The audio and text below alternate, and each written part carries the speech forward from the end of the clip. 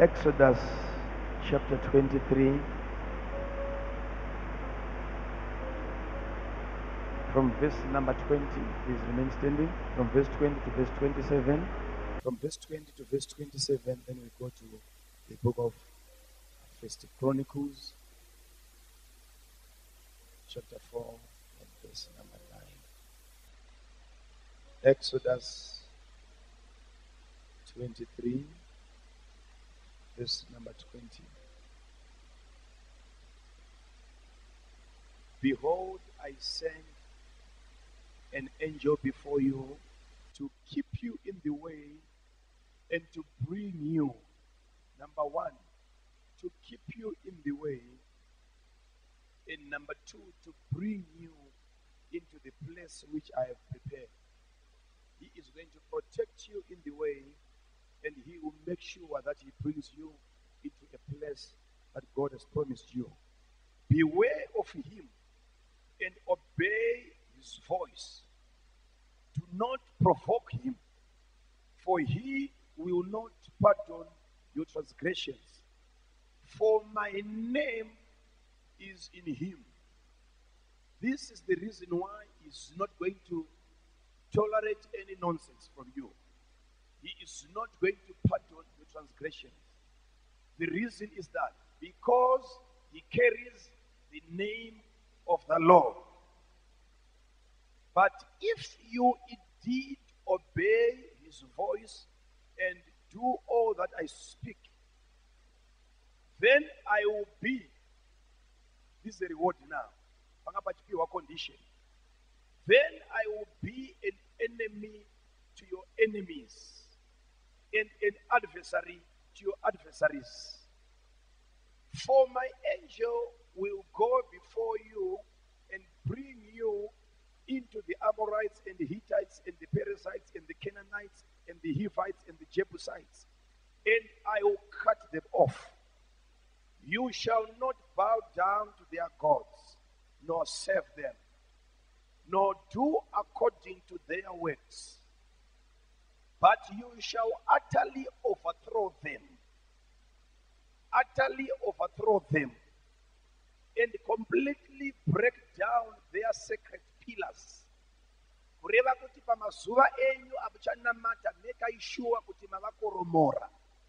And you have utterly destroyed every witchcraft in your generation, in your dispensation, in your period of time, in your era.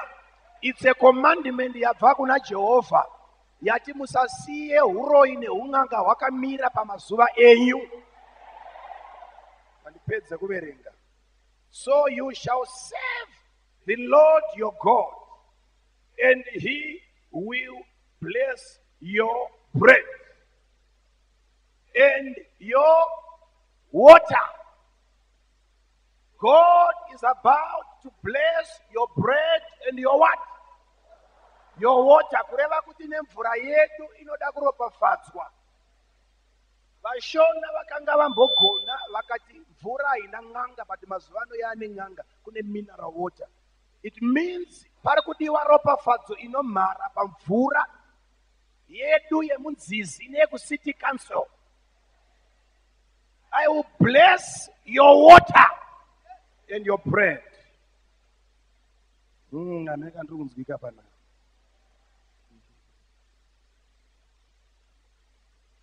I will bless your bread and I will bless your water, and I will take sicknesses away from the midst of you.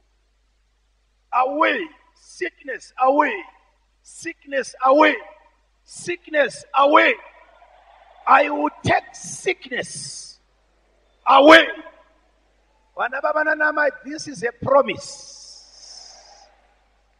Zvirwere zvichatutwa namabhara kubva pakati pedu. I will take away sicknesses from your midst.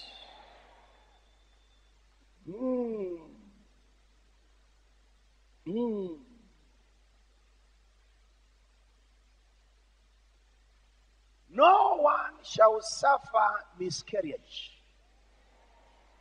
or be barren No one shall suffer miscarriage or be barren, which means barrenness is totally cancelled tonight in Jesus' name.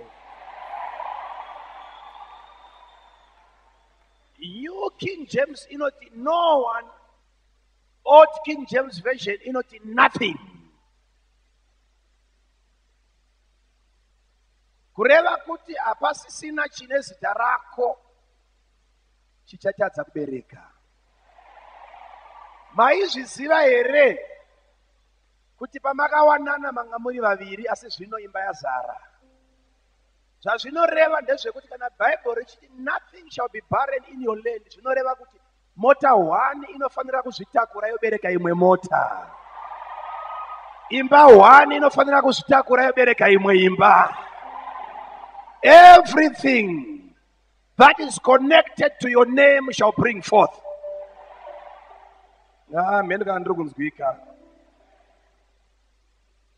I will fulfill the number of your days.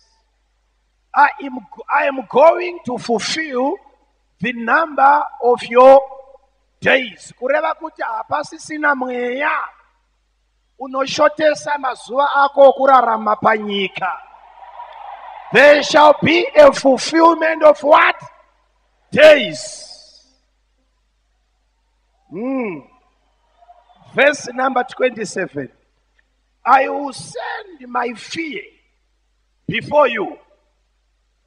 I will send my fear before you.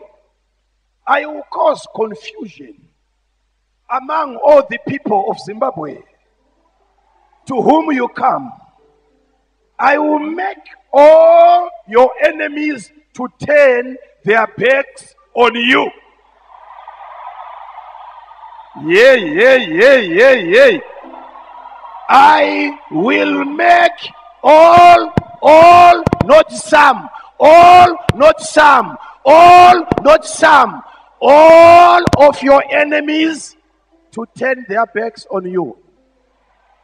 Kureva kuti from today onwards, vanorwa newe vakufuratira nezita raJesu.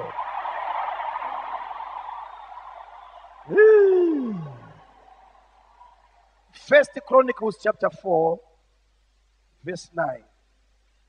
Now Jabez was more honorable than his brothers, and his mother called his name Jabez, saying, because I bore him in pain. And Jabez called on the God of Israel, saying, oh, that you would bless me indeed and enlarge my territory, that your hand would be with me, and that you would keep me from evil. Keep me from evil. Lord, keep me from evil. I want you to shout this. Keep me from evil. Repeat it. God, keep me from... Again. For the last time. That I may not cause pain. So God granted him what he requested. Let's be seated. Let's be seated. Praise team. You are coming back very soon. Thank you so much. You are looking good. May the Lord bless you. Yes. Book ya Makoronika Daverenga chapter 1. Daverenga chapter 4. Chapter 1. Inotanga namazita. Yotizivisa kuti ningi kuti aberekwa akaberekwa naningi.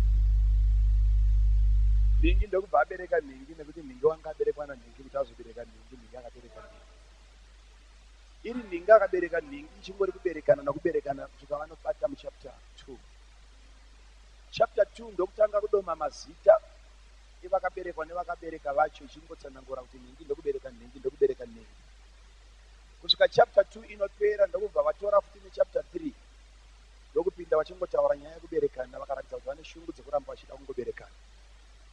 Ndokunopinda nemuchapter 4 isi tichitsvaga nyaya ndava isitoda pane nyaya ka haikona kungotiudza kuti nhingi akabereka nhingi, nhingi akazobereka nhingi, wana ipapo unombopozawo mbichana. Makorokoto muchapter 4 yakatanga ichitaura mazita anhingi nanhingi nanhingi nanhingi. Patakangonobata vhesi ya9, vhesi ya9 ndokubva yati zvino Jabhesi waikudzwa kupfuura madzikoma ake ose. Ndokubva kukudzwa kwake kwateverwa nenyaya inonzi mai vake ndokumupa zita rokuti Jabhesi. Ndokubva rainterpretwa mai vanoti nokuti ndanzwa ndapfidza namarwadzo. Ndokubva vapa mwana zita rinonzi marwadzo. Jabhesi ndopaanoita research yezita rake ndokuona kuti kubva kuchapter 1 panga pachidomwa mazita avanhu, ende mazita ese avanhu aya ane zvaanoreva, ende hapana akada kuita shungu dzokunamata nezita rake kubva kuchapter 1. Jabhesi akati birirai chapter 4 yangu iri kuuya mukana ndewangu. Pachidoma raJabhesi ndokubva pamboiswa mabhureki ipapapa emazita. Jabhesi ndokuti muchakontinya zvenyu namazita pasera, uye kwamabva namazita zivai kuti panapa motombomira ndava rangu hamupfuure risina zvambonyorwa pamusoro pezvaro. Jabhesi rake richingodomwa chete pabva papinda kanhoroondo pakati pemazita zvikanzi Jabhesi ndokunamata nokuda kwezita rake achidaidzira kuna Mwari waIsraeri. Jabhesi kutanga kwevhesi yanga iine kautsinye mukati, so nekakuda kuvhara Jabhesi kuti aregedze kunamata. Kutanga nenyaya yekukudzwa kwake kupfuura vamwe, kuti asaongorore zita rake kuti rakatakura chii. Jabhesi ndokuona kuti zvichida kumwe kuremekedzwa kwacho, udzvinyiriri nokutambudza nokutocha vamwe nokuvarwadzisa, ndopaakati yokukudzwa ndeimwe. Ini zita rangu nhaimi Mwari waIsraeri. Ndokubva tangotsanangura mbichana zvega, kwete mbichana, takanyatsotsanangura chaizvo kuti Jabhesi wakadeedzera kuna Mwari waIsraeri ndava Israeri ndiye Jakobho. Akadzokera kunhoroondo dzokumashure kuti zita rangu zvarakanyangara, ndodeedza Mwari waaniko anogona kugadzirisa mazita, ndokuwana Mwari waJakobho. Bhaibheri ndokubva rati akadaidzira kuna Mwari waIsraeri. Ndava waongorora ndokuona kuti nyaya yekupiwa zita rine minyama haina kutanga neni, yakatanga namadzibaba. Baba vakarwa nomutumwa ndokupiwa rimwe zita. Zvikanzi neniwo pano Jabhesi pamazuva angu zita rangu ngarigadzirwe. Jabhesi anoti Mwari ndibatsireiwo, dai mandiropafadzawo. Fungai kuti anokudzwa, anoremekedzwa, asi zita rake rakaipa. Jakobho, ndoda kuti mumboona mafambiro akaita Jakobho. Jakobho achidzoka, Jakobho haabvunzwe mari, mari ndo pamusha payo, mombe ndo pamusha, mbudzi haikona kutaura. Jacob, he has got everything. Jacob achidzoka, ari kudzokera kuna mukoma waanoziva kuti wakatsamwa nokuda kwemakomborero akatora. Pfungwa dzake dziri kumuudza kuti pamunosangana munofa, zvinhu zvichapondwa zvese izvi. Jacob ndokubva atora mombe dzake ndokubva aita matanga nematanga nematanga, akati iwe mukomana iwewe, iwe uchafamba nedzidzi, iwe famba nedzidzi, iwe famba nedzidzi. Mumwe ngaachisumuka na1 o'clock, mumwe ngaasumuke na2 o'clock, mumwe ngaasumuke na3 o'clock, kuitira kuti anotanga kusumuka akasangana naEsau. Esau akauraya mombe dzimwe mamwe matanga anorarama. Jacob waane pfuma yekuti wakutopatsanura kuti awane mafambiro. But ari murwendo rwokudzokera, zivai kuti number 1 ari kutandaniswa naLabhani uko. Labhani ari kutseretenawo kuti zvawatakura ndezvangu, izvo zviri zvaJacob. Kwaari kuenda kwacho futi kuna mukoma ari kuti uya nazvo ndiponde. Ari pakati nepakati mari anayo, but haana shuwa kuti kuswera mangwana inenge ichiripo here. Ipapo ndo pane vapfumi vazhinji kunyange aine mari, but ari pakati pekudzingirirwa nemweya yetsvina nemamwe madhimoni akamirira kuti achoboke. Jacob ndo paanosangana nomutumwa akati nyaya ngaigadziriswe. Ndiropafadze iwo zvikanzi zita rako unonzani, zvikanzi Jacob, zvikanzi wakunzi Israeri. Haana kusainirwa cheki, haana kusiyirwa stand, wakachinjirwa zita. Chii chaizivikanwa naJacob pamusoro pezita? Haana mari yaakapiwa, angopiwa zita ndokuregedza bhambi rengirozi zvikanzi chienda. Ukabvunza Jacob anokutsanangurira kuti hapana ropafadzo kana munhu asina kudhila nezita rako. Wakupa mari haana zvaaita, wakupa momba haana zvaaita, asi wakupa zita, wakupa upenyu. Amene kana ndiri kunzwika manhero ano nyaya ndoda kuti ndifambe nayo panapa. Jacob achida maropafadzo ndokupiwa zita akati maita basa. Kureva kuti ropafadzo yemunhu iri muzita.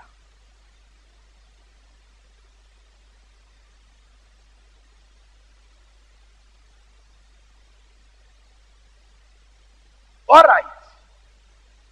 Minyama iri muzita raJacob. Fungai kuti nokuwanda kwemari minyama iri muzita yaramba kubuda. Hazvina mhosva munhu kana aine mamhepo nemweya yeminyama nejambwa chero akawana mari nokuwanikidza. Ari mumari imomo munoona kuti nhamo inaye. You can actually see that this man is struggling. He has got everything, but still this guy is struggling. Why? Because of the power of the name.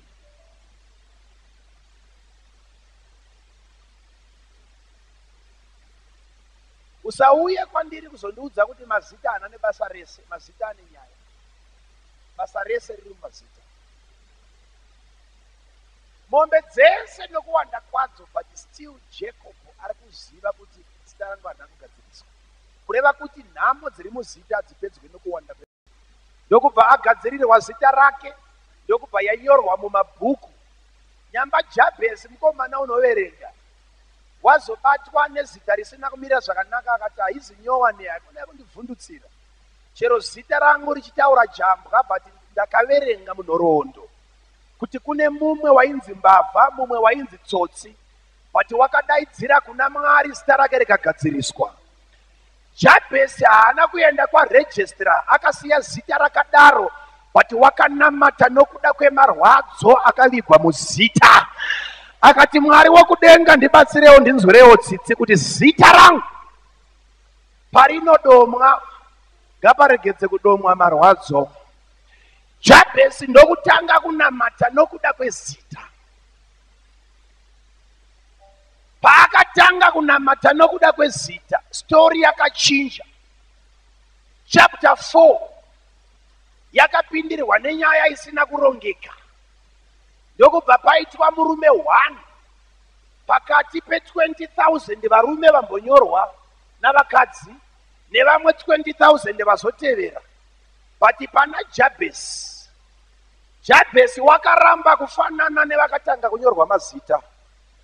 Akati zvasekuru vangu hazvina nebasa rese ndeye kwawe.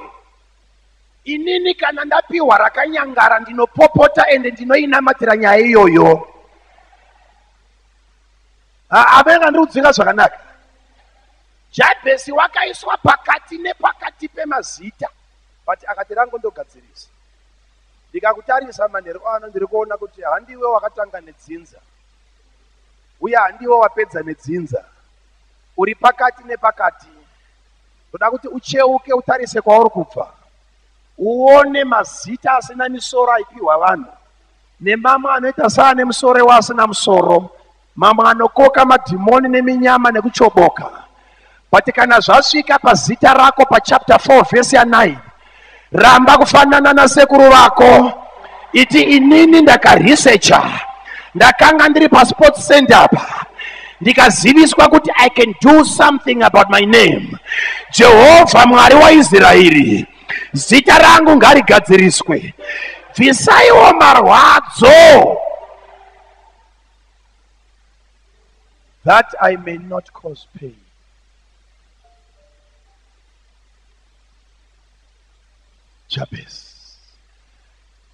Jabez wapiwa zita na amai rinoreva kuti marwadzo. Zvinoreva ndezvekuti mai ava vakarwadziwa aibva pakupona kana kuti pa 9 months. Pain. 9 months she was in pain. For 9 months. 9 months she was in pain. Dokupinda mu 3 hours dzeleba. Maybe akapinda 2 days, I don't know. Mai ndokurwadziwa kusvika vazvara mwana, vakati mwana iwe unonzi marwadzo. 9 months dzakarwadza amai, hadzina kurwadza mwana. Labor pains akarwadza amai, havana kurwadza mwana. But mai vakanzwa kuda kuti mwana avewo nechikamu mumarwadzo avo. Mwana azvarwa mukomana haatakure pamuviri. But mai vakanzwa kuti regedzai ndise zita remarwadzo pamwana adengatambure ndega.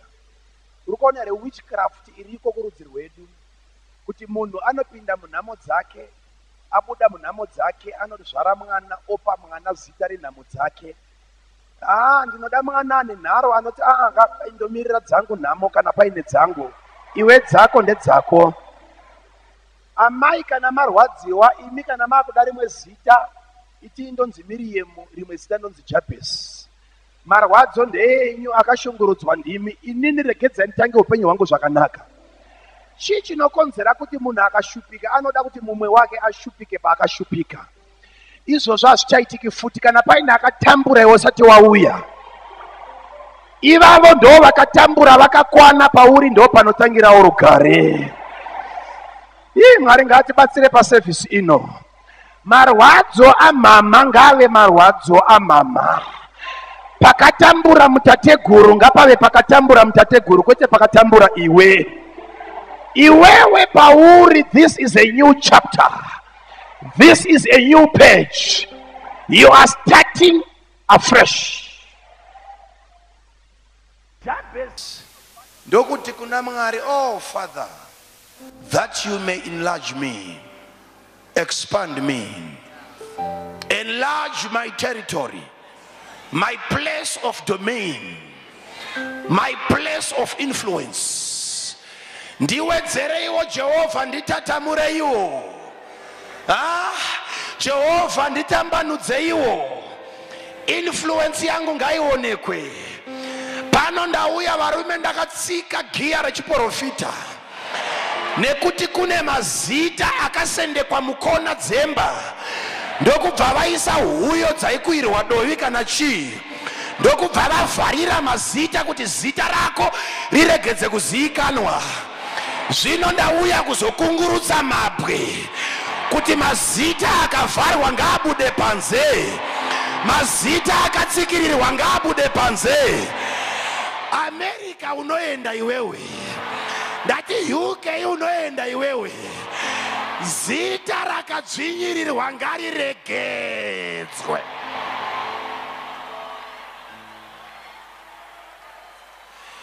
Jabez anoti enlarge my territory. Tambanudzeiwo nzvimbo dzangu. Kunoenda vamwe ndiendeseiwo. Panokwira vana vevamwe ndege ndikwidzewo. Vanopinda muroketi ngavandione ndiriwo muroketi. Kwese kunoenda mwana wemumwe, Jehovha ndiendesei. Unoenda, unoenda, unoenda, unoenda, unoenda. Tavakuda chegumi chama euro, toda pounds. Kana kuine dzinozikanwa dziri kupi kwacho, iwewe ndinokutuma kunobata pfuma kunyika iyoyo nezita raJesu. Ikozvina ndichakutyira manje. Ndaimbosikomborera ndichiteta kuti pamwe ungaheduke.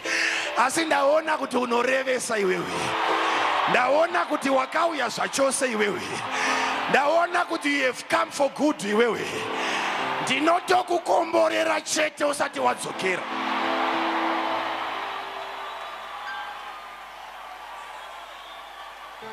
Yekuropafadzwa kwako haicharifeseka. Washinga kwenguva yakareba. Matayi emotokari apera uchifambira Jesu uyu. Peturu dzapiswa uchifambira Jesu uyu. Bhutsu yatsveyama uchifambira Jesu uyu. Kumba kwabiwa wakamirira Jesu uyu. Aiwa, ndinokuranga namakomborero nhasi. Ndati ndinokuponda namakomborero. Apa ndichatyira manje. Ndinoregedzera zvesoto. Ndinokomborera zvesoto. Ndinoropafadza zvamakorongoda. Vavengi vasingade. Yamanhera nhasi yakakunakira mwana wamai. Unokomborerwa chete. My God has promised to bless you. He said to me, I am going to bless my children beyond measure.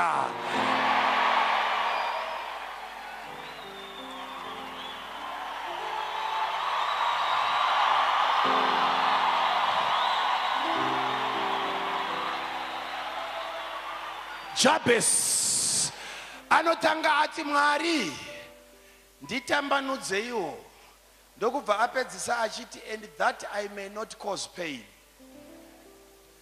Akaona disaster iri pasi pezuva. Do you know every time when God enlarges, or let me say, if a cursed man is expanded, it is an expansion of a curse. Kana munhu asina ropafadzo aine mari chete achi-expanda, i-expansion ye-curse, i-expansion ye-curse, i-expansion ye-pain. Pese paanenge achitambanudzwa achikura kunenge kuchiridzwa mhere ikoko, vanhu vachichema nokuda kwezita rake.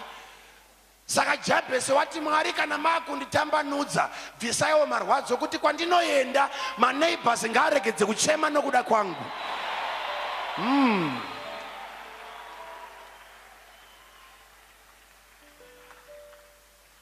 Ropafadzo yemunhu asina kuropafadzwa kunyange achiwanda, vanhu vanenge vachichema nokuda kwezita rake muguta.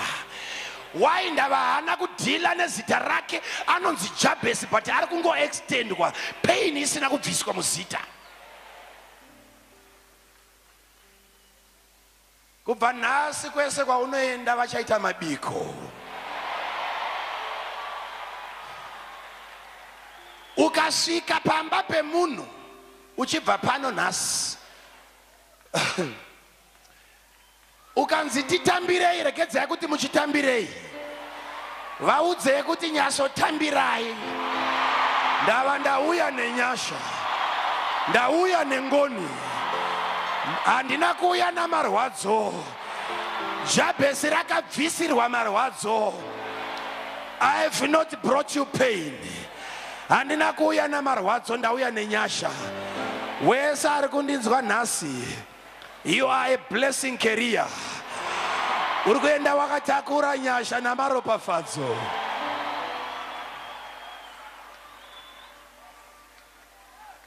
Usatye nokuda kwezita raJesu. Kwese kwaunoenda, they shall say to you, blessed is he who comes in the name of the Lord. You are going there in the name of the Lord. You are going to confront your situation in the name of the Lord. Wherever you are going in the name of the Lord.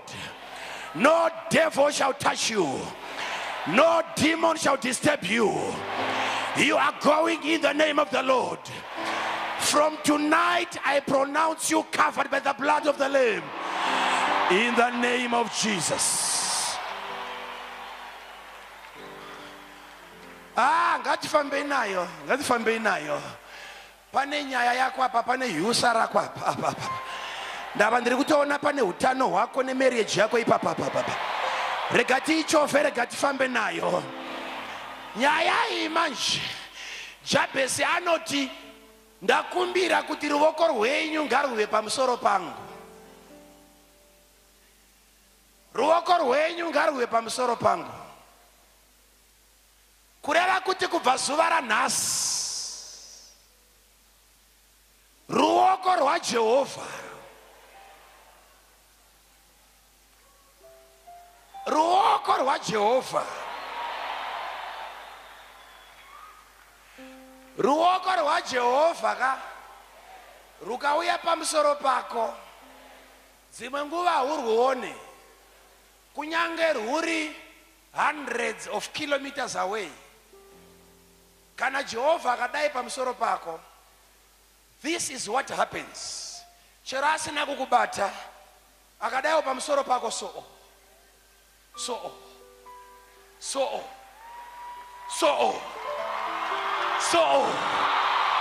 hundreds of kilometers, the hand of the Lord is upon you. Varoi vanofunga kuti uri wega, n'anga dzinofunga kuti Mwari wamusiya, but the power in the hand of the Lord is coming heavily upon you tonight.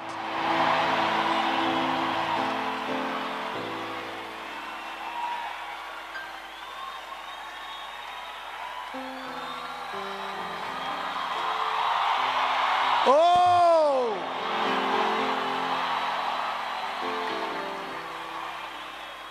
the hand of the Lord is upon you.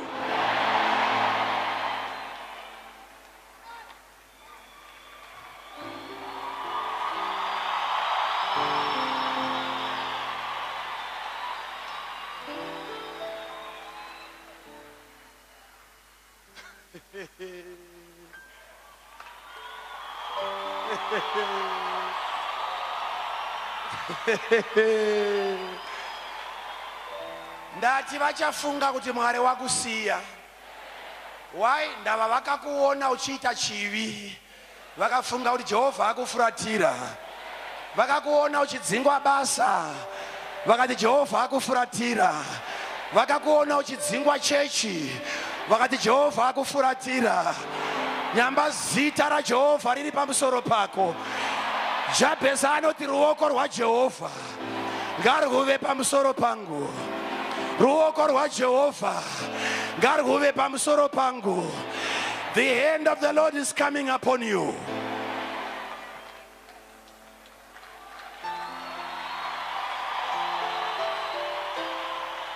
Handingaipedze vanhu vaMwari. Pandangosvika ipapa paruoko apa, patoita nyaya ipapapa, patoita mheremhere ipapapa. Hongu ndaverengeswa imwe nyaya, but tichaibata kana Mwari watibvumidza. Ngatimbotambai paruoko rwaJehovha apa. Zvii zvinoitika kana mwana wesangano ava kuperekedzwa neruoko rwaJehovha. Zvinhu zvake zvinotanga kubatana. Kana akatanga chinhu hachimire kusvika chapera.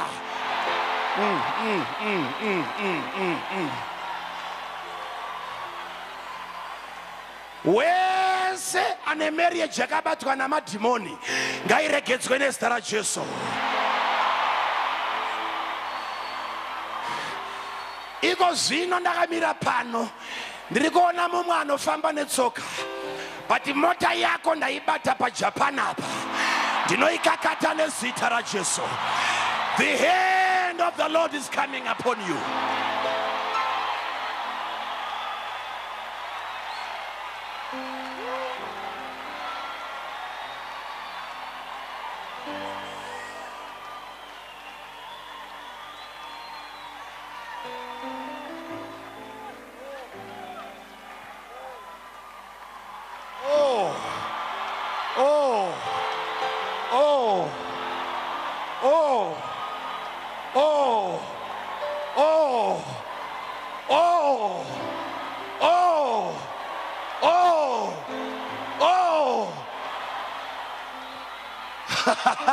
The hand of the Lord is coming upon you.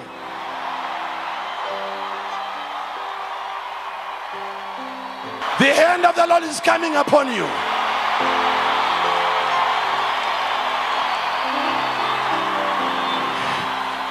Terera muprofita waramba varoi.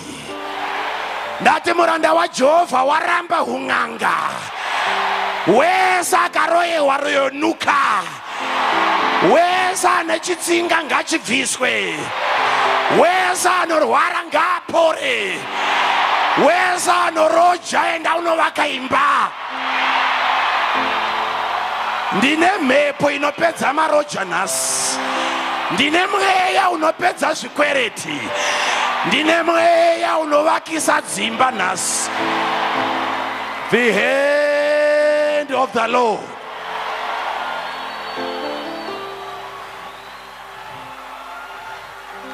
Regedza Jehovah afambe. Regedza mazita agadziriswe. Rega mweya yemadzinza idzokere. Rega minyama yekumusha idzokere kumusha. Haungararame muHarare seuri kuruzevha. Kana tiri muHarare tinoda zveHarare. Meno kana ndiri kunzwika panapa. Receive a miracle tonight. Receive a miracle tonight. Receive a miracle tonight. Jabez anoti ruoko rwenyu Mwari ngaruye pamusoro pangu.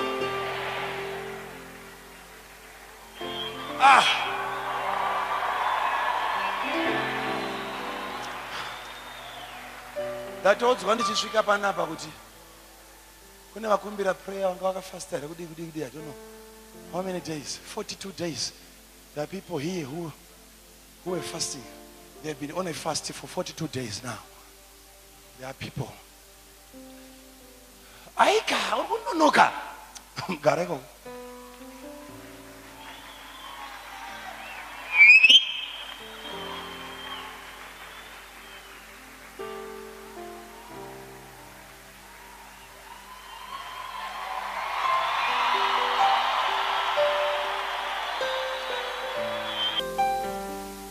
God told me that He's going to give you a blessing that you are going to fail to comprehend.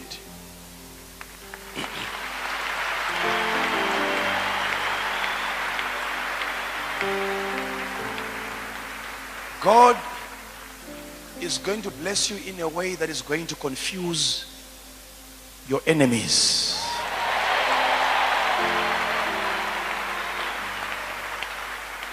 Even those who love you, they are going to be confused.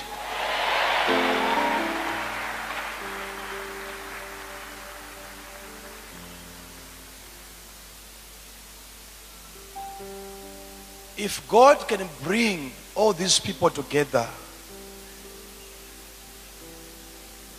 He can bring all these blessings together.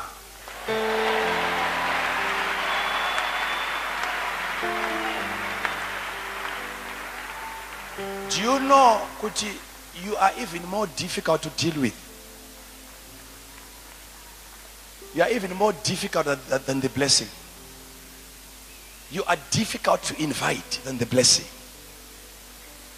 But if you are here tonight, which means your blessing has been waiting for you already.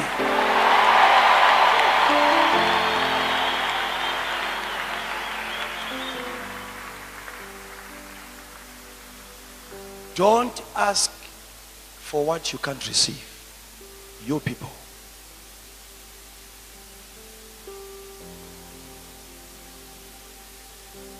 You have been taught how to ask, but nobody taught you how to receive.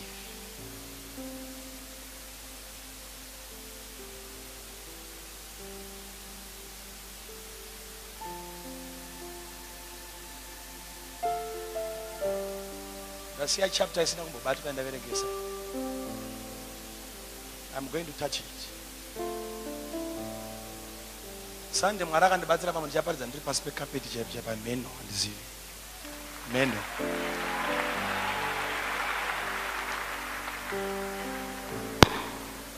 Was what talk we end out. Can I demona in a narrow? Mwari wakati kuna Ezekiel kana vakaomesa huma dzavo ndichaomesa huma yako.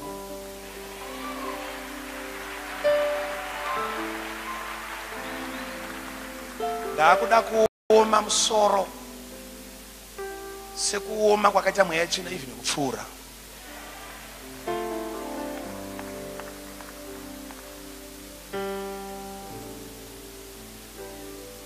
I just want to prove to the devil that he can do nothing to you.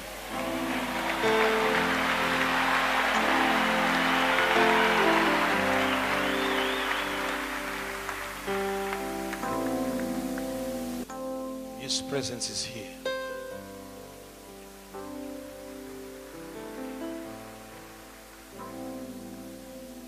Now,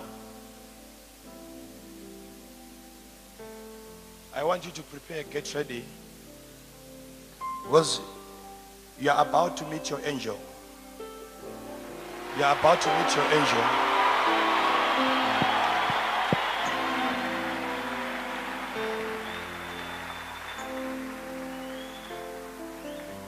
Because chaita kuti maropafadzo ako asasvike. They were carrying your blessings to a wrong address. But all that has been corrected. There is an angel that the Lord has assigned for you.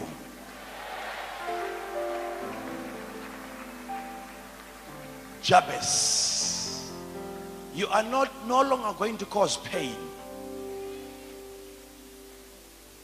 Wherever you go, it is a flow of the blessing. You are no longer going to carry pain. Oh, Father, that I may not cause pain.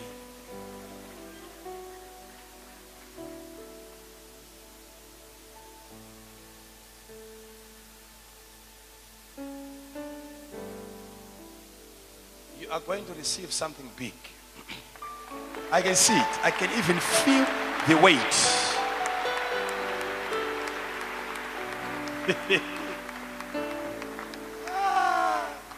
Apa, even myself, I'm impressed. Apa.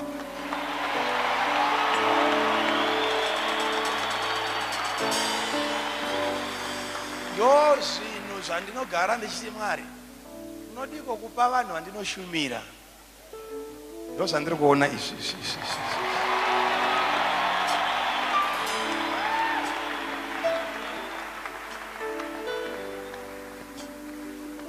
Mwari vari kuunza revival munyika.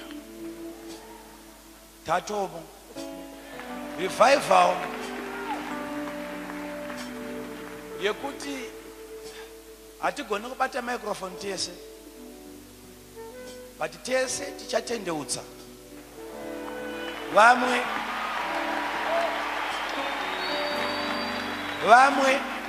havabate microphone. Vanongodrive mota. Madhiraivhiro nechadhiraivha chotendeutsa.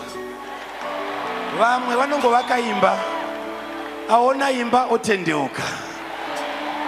You are becoming a wonder in Zimbabwe, a tourist attraction. They are going to come and view, not see you, they are coming to view you.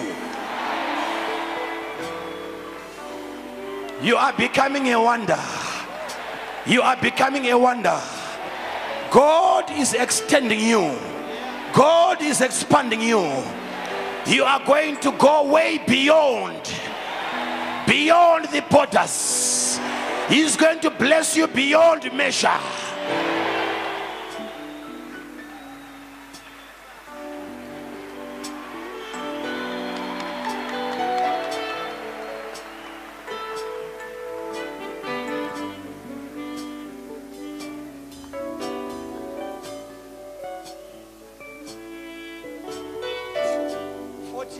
What?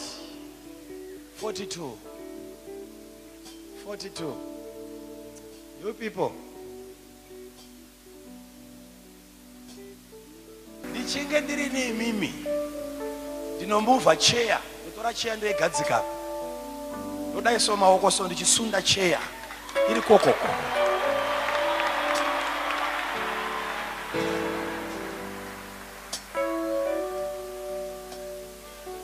mune zvamaitsvagawo zvisiri zvandiri kutaura izvi.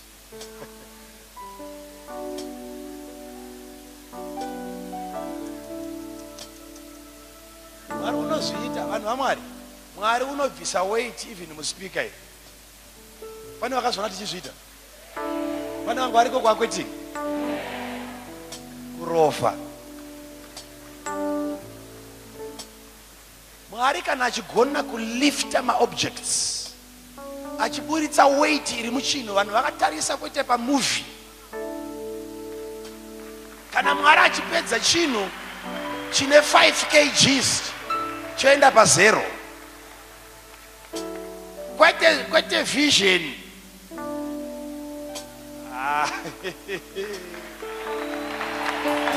Akabaraga.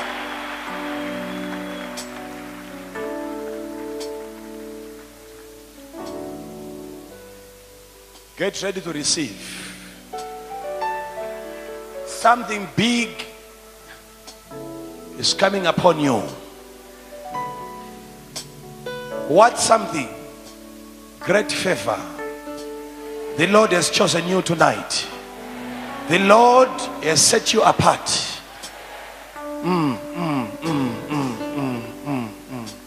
Heavenly Father, I thank you for your presence,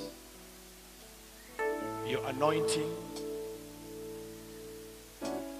which is all over this place.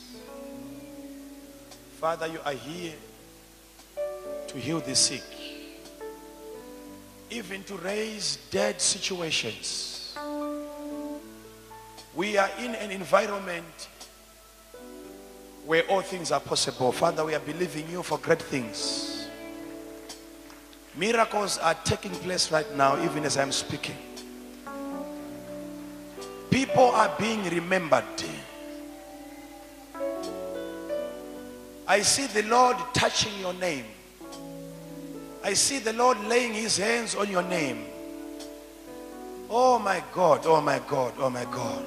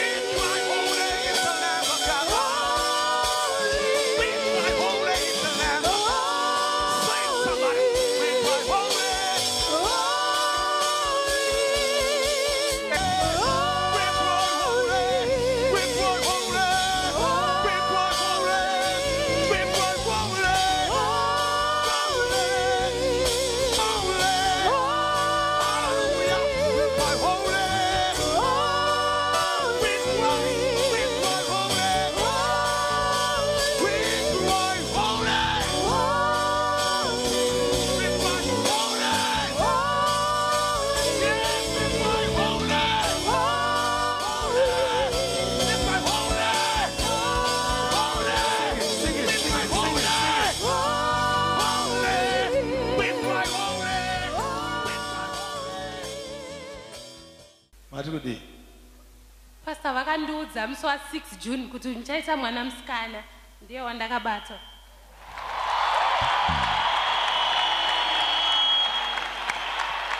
Continue, just continue. Chandiri kunzwa kuti ndiite manero ano is to just to release an unusual anointing upon you before we go.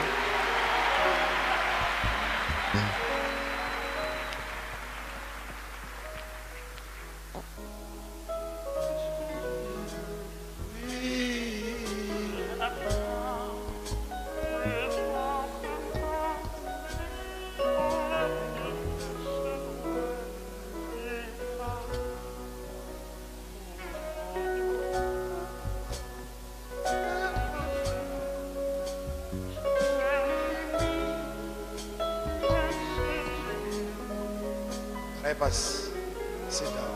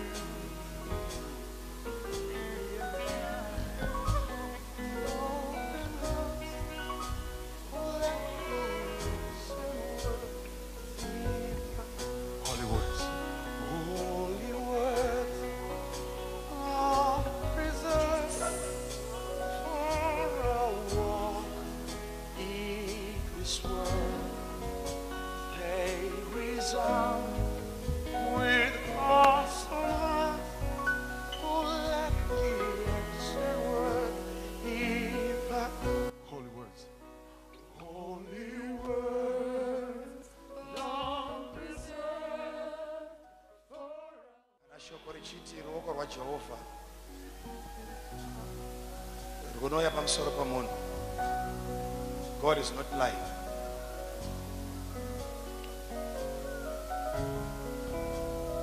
God is not lying. I told you, if God can move objects, can create objects, He can do anything. I've seen the Lord doing wonders, moving something as big as a house, literally moving something as big as a house with its foundation. When the power of God is moving, it's not a job. Some of you think these people are just falling. Something is going on in the spirit. You don't just fall in the presence of God. Something happens.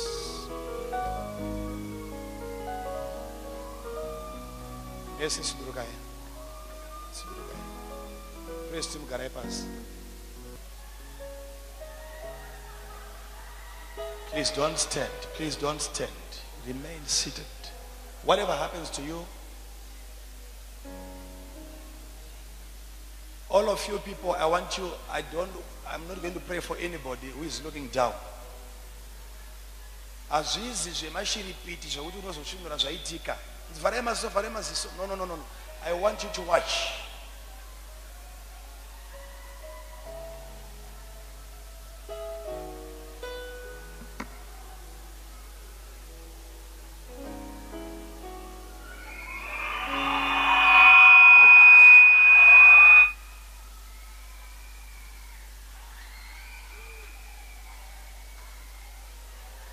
Chatinoda ndechekuti kana vanhu vachiimba minanda ngaitike yega.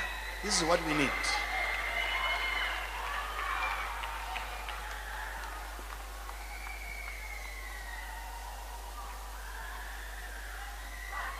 Don't stand, please.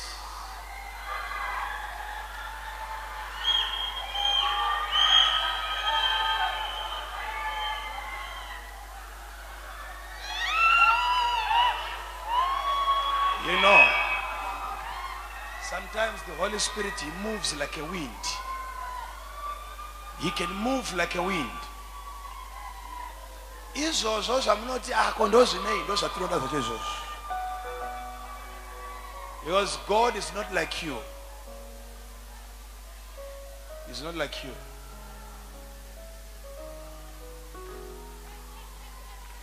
Imimi, ana baba. Nyasodzika maizvenyu. Nyasomire pamakamira ipa. Musamuvhe. Nyasomira izvenyu munyasodzikama. Udati muone kuti mweya mutsvene anogona kubata muviri uyu. Zvisina participation yako iwewe. He can move you. God, if God can move mountains,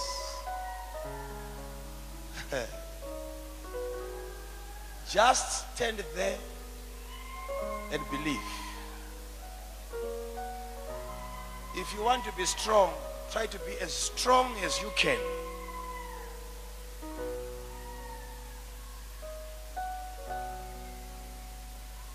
And just allow him to move.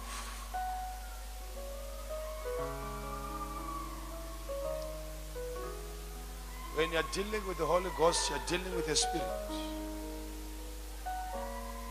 He is not carnal, he is not flesh. You're dealing with the Spirit. Father,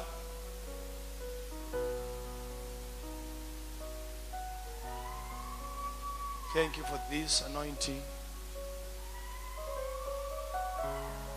this favor, this power that is moving now.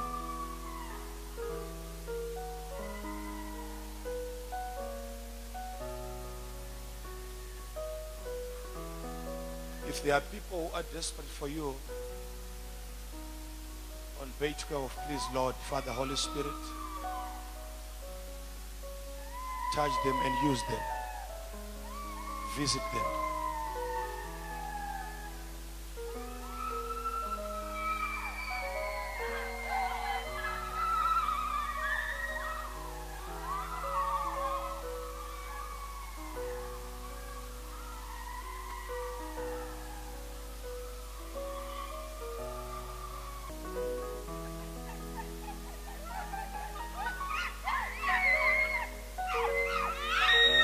Remain seated.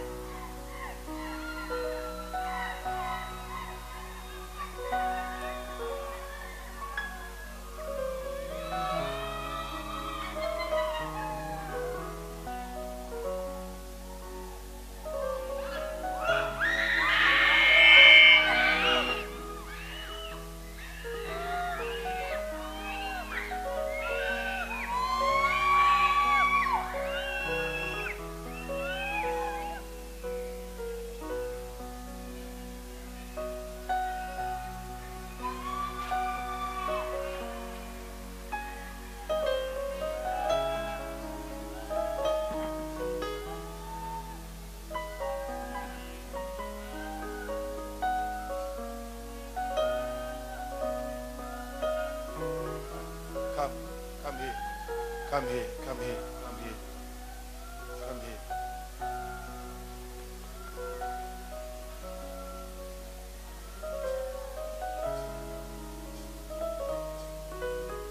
There's a demon somewhere there, somewhere here. Prasetaka.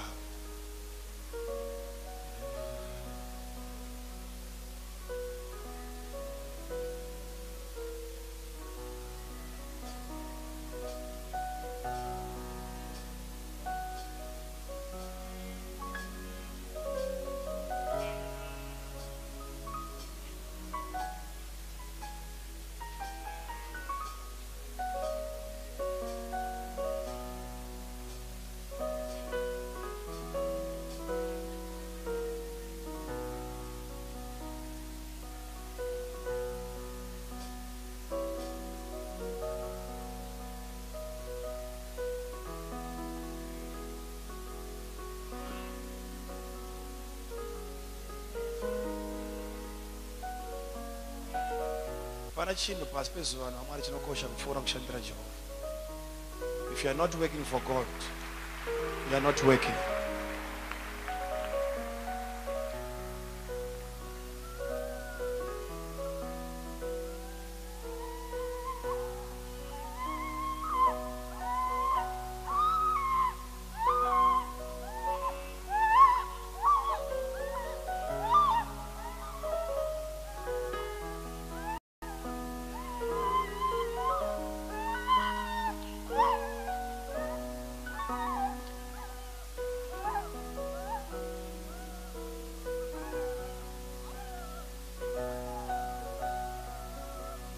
Receive the power of God. Receive the power of the Holy Spirit. Receive the power of the Holy Spirit. Receive it, receive it, receive it. Receive it. May the Lord anoint you and use you. May the Lord anoint you and use you. May the Lord anoint you and use you.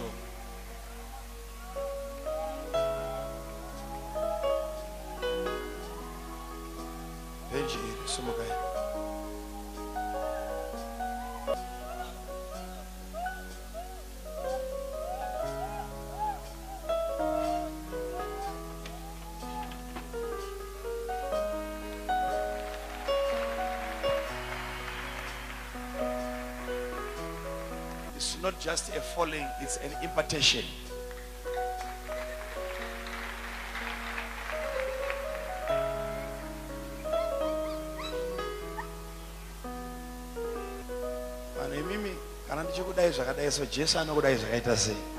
Jesus loves you. Jesus loves you.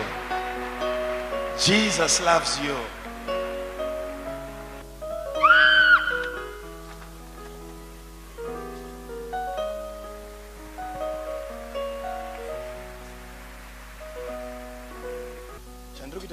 As I'm moving around, I'm depositing something into your spirits.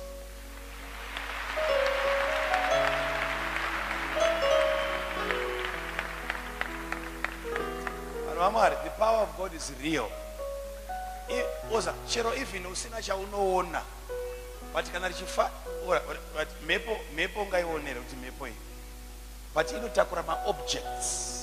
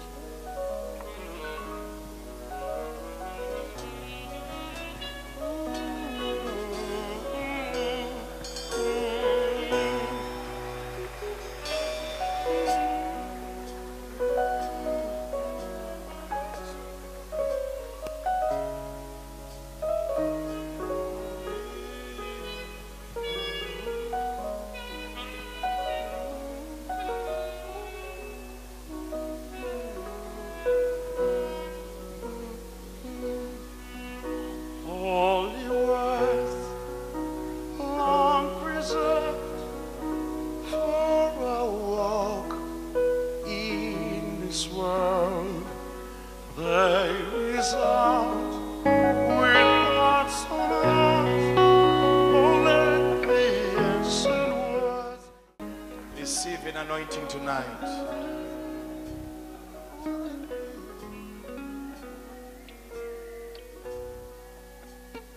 No sickness shall ever come close to you.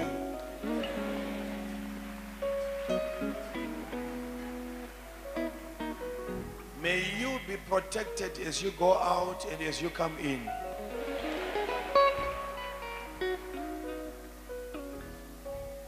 May the God of Israel bless you. May your life be changed from today. May your experience be changed from today.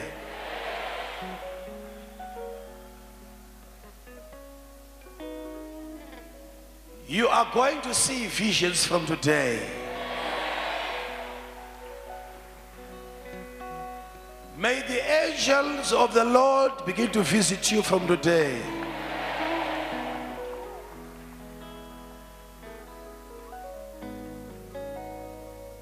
May your eyes be opened today.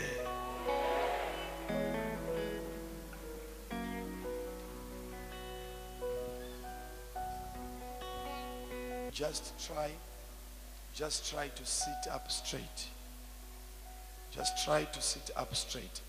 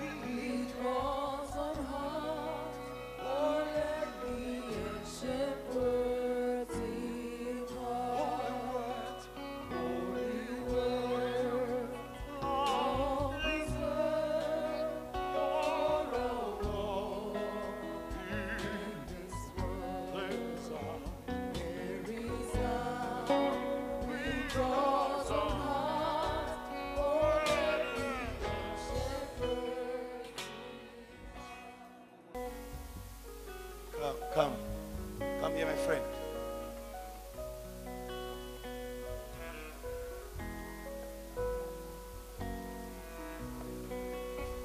Morutanga nditise.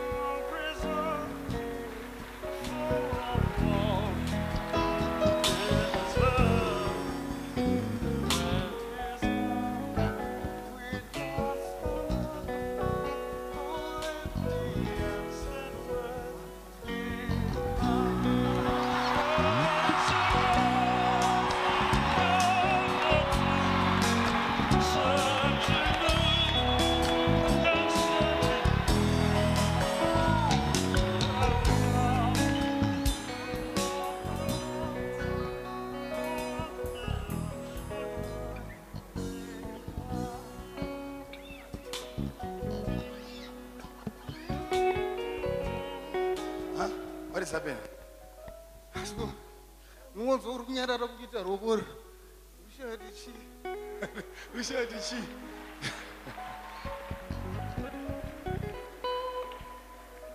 It's real. Wasn't Rogona usiku uchitry kubata something. Chekuti udonza udaso kuti maybe roko rwako ruite zvakanaka somewhere here. Huh? Ndizo zvochaizvo. Ane problem akotsenga kweri roko rwake or this right here. But check yourself now. Check it.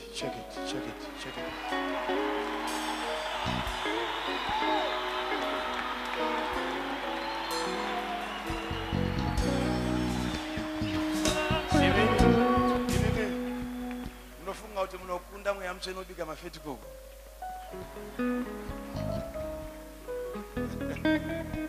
Yazoripindu gura zvakanaka. You people, you are blessed to be here tonight.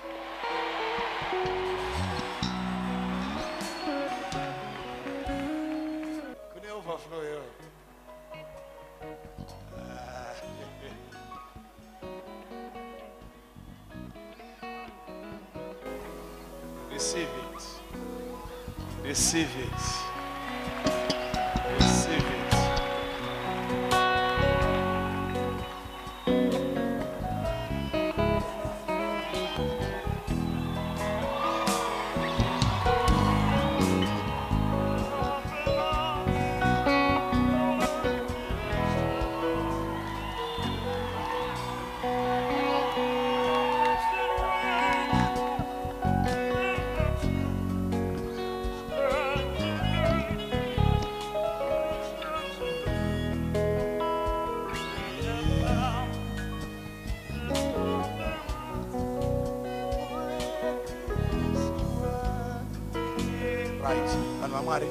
Musimudze maoko enyu bedzi. Chandoda kuti muve nacho ndechekuti munhu wese ari kubva pano ngabva akatakura nyasha dzeumwari. Munhu wese.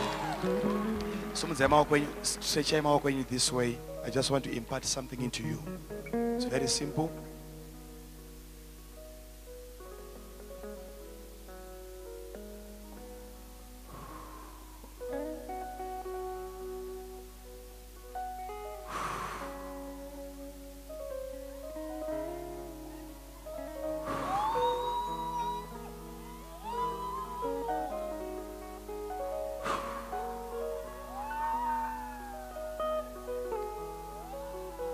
The grace of the Lord is all over this place.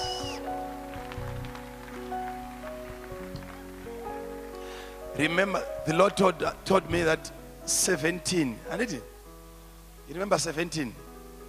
Do you remember 17? I'm coming back. Remember 17? Huh? Do you remember 17? Is Sunday. And whatever so take it kana wherever kwatengetini but kana mwari wati 17 what 17 marks the beginning of a certain era. Yeah, frequent visitations of miracle of angels.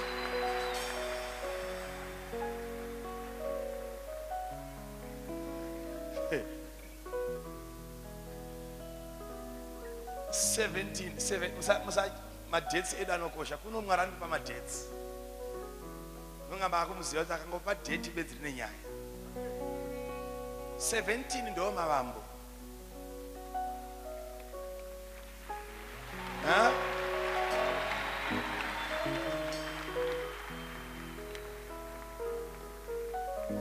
That is 17 doji. Echi chacho na mfundisi. Vanhu vaMwari. Iwo chanyasotenda kuti ngirozi ndo shamwari dzedu manje. Iwewe.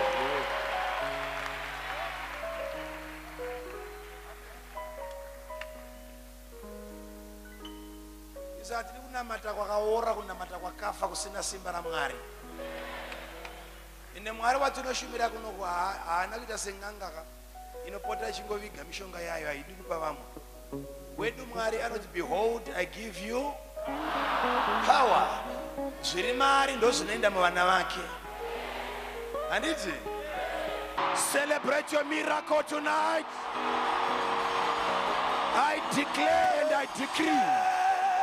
I declare and I decree. I declare and I decree.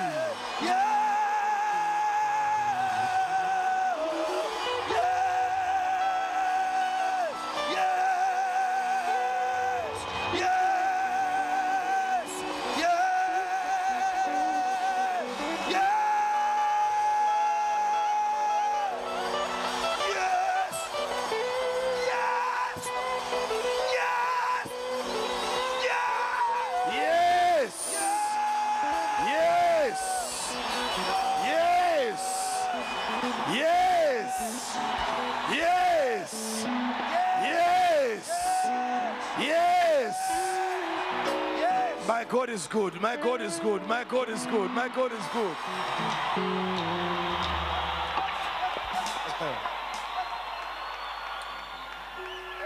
Baba Namai, come. I want to pray for this couple.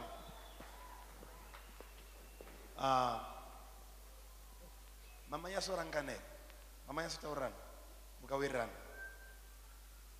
Okay, no tender. What minister ne? Which carpet? This one. Huh?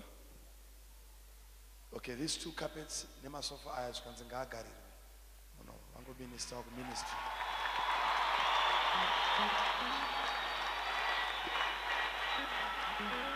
Okay. Vazhinji su garage bus.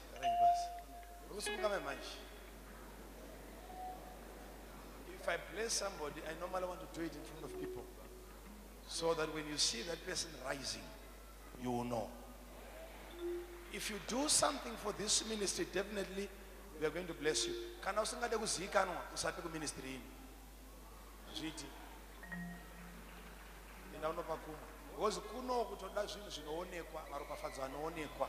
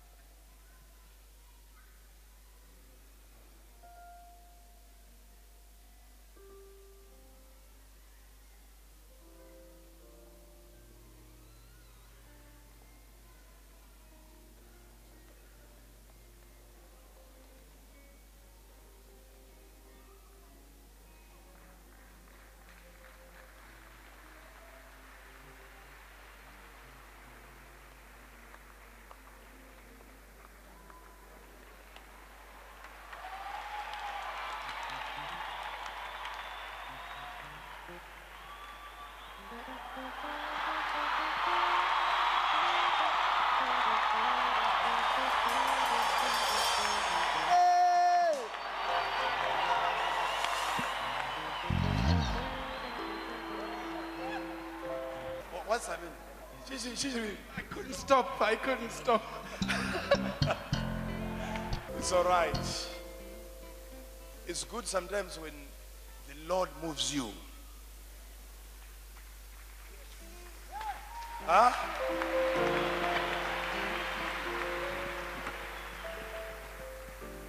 What you're going to experience in your life, it's not going to stop. Praise God.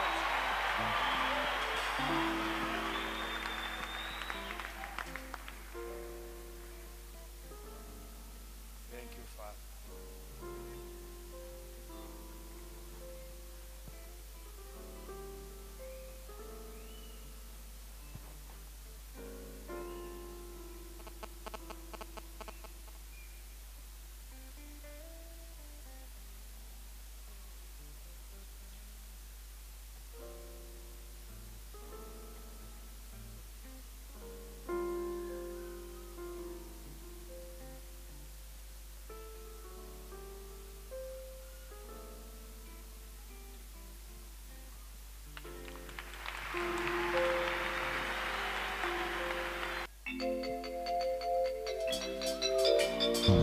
Somebody scream in this place.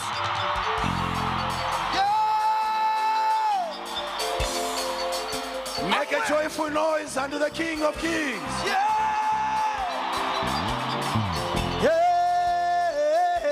My God is good. Oh. My God is good. Oh. Yeah, my God is good. Oh. Come on, come on, come on. Dino fare la gesto lo gudan non ti tira musce. Dino fare la gesto lo gudan non ti tira po. Dino fare la gesto lo gudan non ti tira nice. Dino fare la gesto lo gudan non ti tira kete. A non ti tira musce. A non ti tira po. A non ti tira nice. A non ti tira kete. Kete kete kete. Kete kete kete. Kete kete kete. Kete kete kete. Jesus, oyo, oyo, oyo, oyo. Jesus, oyo, oyo, oyo, oyo, oyo, oyo, oyo. Everybody scream.